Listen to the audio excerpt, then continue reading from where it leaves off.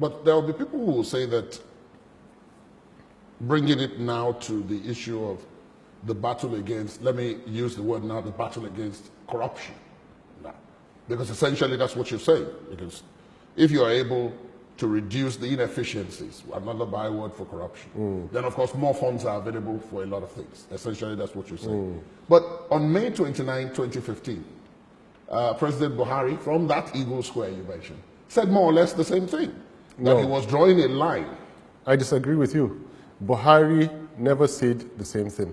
Buhari talks about corruption, and corruption, that is it. He has never gone beyond saying what corruption is. I speak about corruption and I go straight to the point and tell you corruption is inflated government contracts. And I can, forgive my language, academically tell you that I have never had, for all the years that Buhari has been fighting corruption, anything for him to even indicate that he understands how corruption is perpetrated in Nigeria. Very quickly, I'll tell you, there are 7 different ways. First one is inflated government contracts, which is responsible anything between 55 to 65% of the quantum of corruption.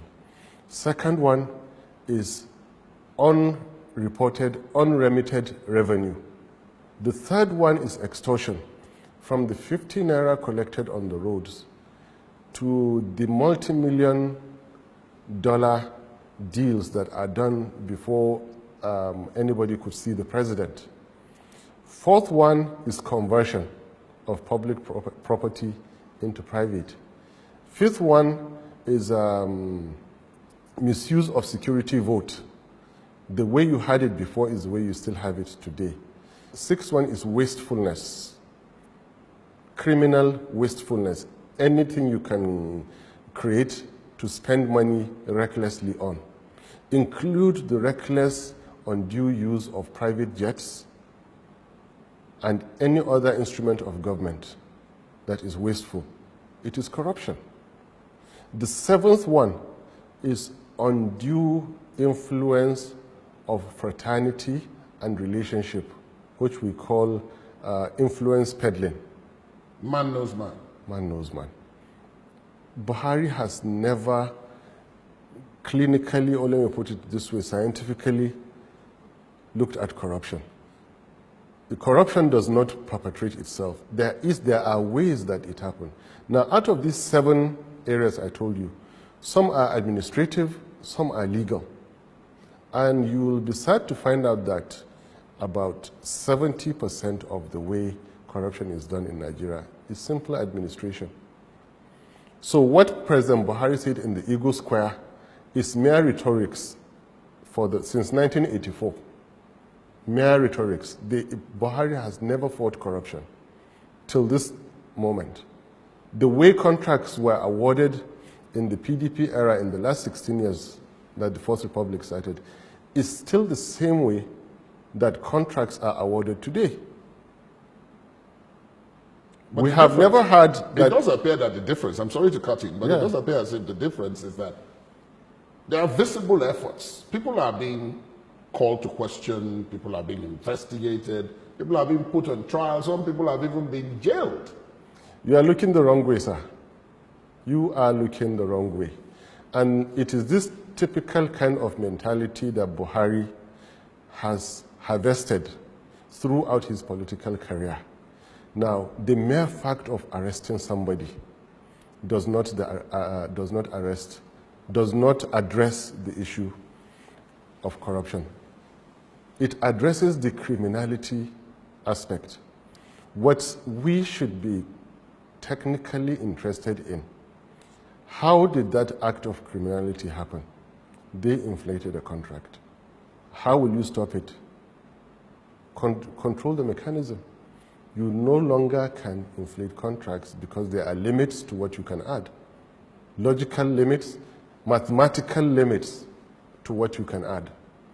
And by the way, PDP government, right from Obasanjo's time, had been apprehending and arresting and convicting people. Those who are jailed now, if you trace it, you will find out that their cases began during the PDP governments.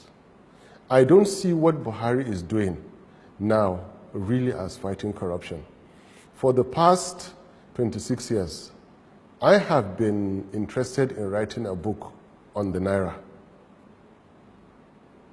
I have not been able to write the book, but I have been monitoring the movement of the Naira, the fluctuations, and major events that happen as the Naira slides. I regret to inform you that since May 2015, what I noticed is that the moment Naira drops, a major arrest is made. And this is only done to cover the failures of the government. Each time the Naira drops? Each time the Naira drops, a go major back. arrest is made? Yeah. Does that then positively affect the value? No, it positively affects the psyche of Nigerians who think that Buhari is working. Meanwhile, the net worth of Nigeria continues to be eroded. But the moment they arrest somebody and it makes international headlines, everybody forgets. Meanwhile, your net worth, you are hurting right from inside. You are being destroyed from inside. So I have never seen a real fight. Let me tell you what real fight to corruption is. Real fight to corruption is passing that bill for the prohibition of inflated government contracts. That is, you would have solved between 55 to 65% of corruption in Nigeria. The second way is to deploy technology in such a way that it becomes nearly impossible for anybody to underreport or divert Nigeria's revenue. Now you're talking about MDAs which are supposed to remit revenue. Deploy the right technology.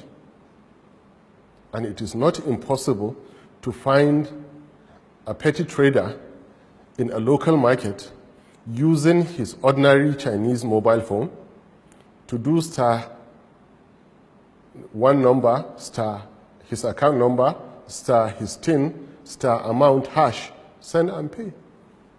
Simple. Go online and print your certificate and have it on your wall. You are a taxpayer. Why make paying tax so difficult? Technology should be deployed to make life easy. There are many people who I know want to pay tax, but it is nearly impossible for them to pay tax. The process is complex. It's complex. It involves a lot. Exactly. And costs as well. Exactly. And then you can lead by example to stop extortion. Because when you surround yourself in the villa with friends and relatives and cronies, the natural tendency is for them to extort money from business people, from politicians before they get to see you. So don't do that.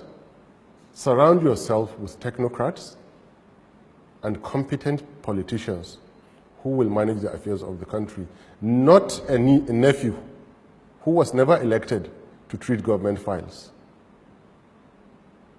That is how to fight corruption. Now we find somebody who has been doing the complete opposite of corruption, but because his actions tally with the typical illiterate, ignorant, forgive my language, Nigerian, who all they want to see in life is the downfall of others.